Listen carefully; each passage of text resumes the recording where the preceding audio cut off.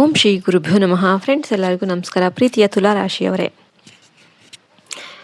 ಇದು ನಿಮ್ಮ ಜೀವನದ ತಕ್ಕಡಿಯನ್ನು ಸರಿದೂಗಿಸೋದಕ್ಕೆ ಬ್ರಹ್ಮಾಂಡವೇ ಬರೆದಿಟ್ಟಿರುವ ನ್ಯಾಯಪತ್ರ. ಇತ್ತೀಚೆಗೆ ನಿಮಗೆ ಅನಿಸ್ತಾ ಇದೆಯಾ ಜೀವನದಲ್ಲಿ ಸಮತೋಲನನೇ ತಪ್ಪಿ ಹೋಗಿದೆ ಅಂತ? ಎಲ್ಲರನ್ನೂ ಕೂಡ ಖುಷಿ ಪಡಿಸೋದಕ್ಕೆ ಹೋಗಿ ನೀವೇ ನೋವನ್ನು ಅನುಭವಿಸ್ತಾ ಇದ್ದೀರಾ ಅಂತ. ಒಂದು ನಿರ್ಧಾರ ತೆಗೆದುಕೊಳ್ಬೇಕು ಅಂತಂದರೆ 10 ಬಾರಿ ಯೋಚನೆ ಮಾಡಿ ಕೊನೆಗೆ ಯಾವುದನ್ನು ಕೂಡ ಆರಿಸದೆ ಸುಮ್ಮನೆ ಆಗಿಬಿಡ್ತೀರಾ ಅಂತ. ಇದು ಕಾಕತಾಳೀಯ ಅಲ್ಲ. ನೀವು ತುಲಾರಾಶಿಯವರು, ಶುಕ್ರನ ಮಕ್ಕಳು, ವಾಯುತತ್ವದ ರಾಶಿ. ನೀವು ನ್ಯಾಯ, ಸಮತೋಲನ, ಸೌಂದರ್ಯವನ್ನು ಬಯಸುವವರು. ಆದರೆ ಕಳೆದ ಕೆಲವು ವರ್ಷದಿಂದ ನಿಮ್ಮ ಬದುಕಿನ ತಕ್ಕಡೆ ಅನ್ನೋದೇ ಏರುಪೇರು ಆಗ್ತಾ ಇದೆ. ಸಂಬಂಧದಲ್ಲಿ ಮೋಸ, ಪಾರ್ಟ್ನರ್ಶಿಪ್ಪಲ್ಲಿ ನಂಬಿಕೆ ದ್ರೋಹ, ಕೋರ್ಟ್ ಕೇಸ್ ಅಥವಾ ಆಸ್ತಿ ವಿವಾದ ನಿಮ್ಮ ನೆಮ್ಮದಿಯನ್ನು ಕಿತ್ಕೊಂಡಿದೆ. ನೀವು ಜಗಳ ಇಷ್ಟಪಡೋದಿಲ್ಲ, ಆದರೆ ಜಗಳನೇ ನಿಮ್ಮನ್ನು ಹುಡುಕಿಕೊಂಡು ಬರುತ್ತೆ. ಎಲ್ಲರಿಗೂ ಒಳ್ಳೆಯವರಾಗೋದಕ್ಕೆ ಹೋಗಿ ನಿಮ್ಮ ಸ್ವಂತ ಕನಸನ್ನೇ ಕೂಡ ನೀವು ಬಲಿ ಕೊಟ್ಟಿದ್ದೀರಿ. ಆದರೆ ಕೇಳಿ, ನಿಮ್ಮ ಅನ್ಯಾಯದ ಅಧ್ಯಾಯ ಮುಗಿಯುವ ಕಾಲ ಅನ್ನೋದು ಬಂದಿದೆ. ನಿಮ್ಮ ಜೀವನದಲ್ಲಿ ಈಗ ಒಂದು ಮಹಾ ನ್ಯಾಯ ತೀರ್ಪು ಬರೋದಕ್ಕೆ ಸಿದ್ಧ ಆಗಿದೆ. ನೀವು ಕಳೆದುಕೊಂಡಿದ್ದೆಲ್ಲವೂ ಕೂಡ ಬಡ್ಡಿ ಸಮೇತ ಮರಳಿ ಬರುವ ಕಾಲ ಅನ್ನೋದು ಇದಾಗಿರುತ್ತೆ. ಬ್ರಹ್ಮಾಂಡ ನಿಮಗೆ 3 ಮುಖ್ಯ ಸಂಕೇತಗಳನ್ನು ಕೊಡ್ತಾ ಇದೆ. ಮೊದಲನೇದು ತಕ್ಕಡಿ, ನ್ಯಾಯಾಲಯ ಅಥವಾ ಬಿಳಿ ಪಾರಿವಾಳ ನಿಮ್ಮ ಕನಸಲ್ಲಿ ಏನಾದರೂ ಬರ್ತಾ ಇದೆಯಾ?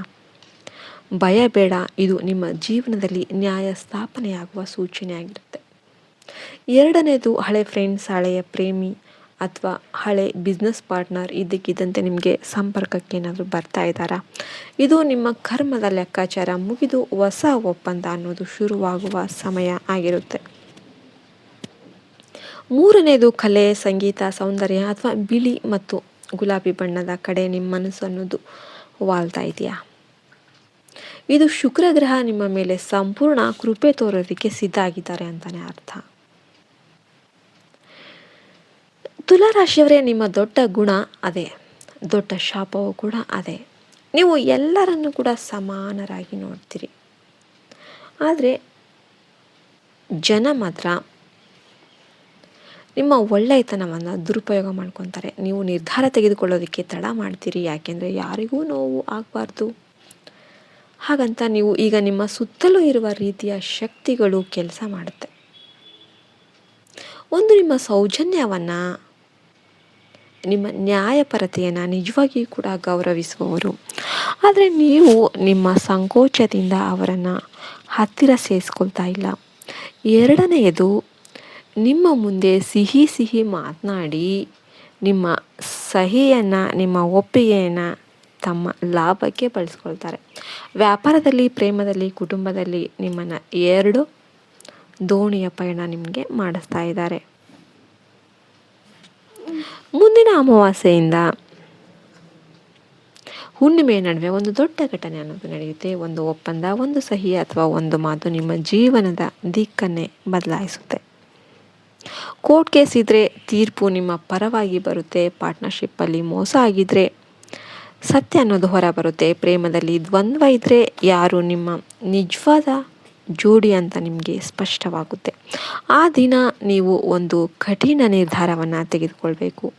ನೆನ್ಪಿಡಿ, ತುಲಾರಾಶಿಯವರು ತೀರ್ಮಾನ ತೆಗೆದುಕೊಂಡ್ರಂದರೆ ಅದು ಫೈನಲ್. ಅದನ್ನು ಯಾರಿಂದಲೂ ಕೂಡ ಚೇಂಜ್ ಮಾಡೋದಕ್ಕೆ ಸಾಧ್ಯ ಇಲ್ಲ.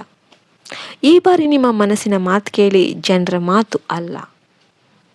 ಇನ್ನು ನಿಮ್ಮ ಫೈನಾನ್ಷಿಯಲ್ ಕಂಡೀಷನ್ಸ್, ಆರ್ಥಿಕ ಪರಿಸ್ಥಿತಿ, ನೀವು ಯಾವಾಗಲೂ ಕೂಡ ಐಷಾರಾಮಿ ಜೀವನವನ್ನು ಇಷ್ಟಪಡ್ತೀರಾ?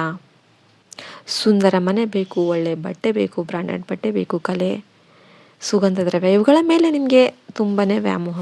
ಆದರೆ ಕಳೆದ ಕೆಲವು ಸಮಯದಿಂದ ಹಣಕಾಸಲ್ಲಿ ಕೂಡ ಸಮತೋಲನ ಅನ್ನೋದು ತಪ್ಪಿದೆ. ಆದಾಯಕ್ಕಿಂತ ಖರ್ಚು ಅನ್ನೋದು ಜಾಸ್ತಿ ಆಗಿದೆ. ಪಾರ್ಟ್ನರ್ಶಿಪ್ಪಿಂದ, ಸ್ನೇಹಿತರಿಂದ ಹಣದ ವಿಷಯದಲ್ಲಿ ಮೋಸ ಆಗೋಗಿದೆ. ಸಾಲ ಕೊಟ್ಟ ಹಣ ವಾಪಸ್ ಬರ್ತಾ ಇಲ್ಲ. ಈಗ ಸಿಹಿ ಸುದ್ದಿ ಕೇಳಿ, ನೀವು ಶುಕ್ರ ಗ್ರಹ ನಿಮ್ಮ ಧನ ಮತ್ತು ಲಾಭ ಸ್ಥಾನವನ್ನು ಬೆಳೆಸ್ತಾ ಇದ್ದಾನೆ. ಗುರುಗ್ರಹದ ದೃಷ್ಟಿ ಅನ್ನೋದು ನಿಮ್ಮ ಮೇಲೆ ಇದೆ. ಇದರ ಅರ್ಥ ನೀವು ಲಕ್ಷ್ಮಿ ಮತ್ತು ಕುಬೇರ ಇಬ್ಬರು ನಿಮ್ಮ ಮನೆಗೆ ವಾಪಸ್ ಬರೋದಕ್ಕೆ ಸಿದ್ಧ ಆಗಿದ್ದಾರೆ ಅಂತ. ನಿಮಗೆ ತುಂಬಾ ಒಳ್ಳೆಯದಾಗುತ್ತೆ. ನೀವು ಅದನ್ನು ಅನುಭವಿಸೋದಕ್ಕೆ ರೆಡಿ ಆಗಬೇಕು. ಹೊಸ ಪಾರ್ಟ್ನರ್ಶಿಪ್ಪು, ಹೊಸ ವ್ಯವಹಾರ ಅಥವಾ ಕಲೆ, ಸೌಂದರ್ಯ, ಫ್ಯಾಷನ್, ಕಾನೂನು, ಕೌನ್ಸಿಲಿಂಗ್ ಕ್ಷೇತ್ರದಲ್ಲಿ ದೊಡ್ಡ ಲಾಭ ಅನ್ನೋದು ಬರುತ್ತೆ. ನಿಂತು ಹೋಗಿದ್ದ ಹಣ ಬರುತ್ತೆ.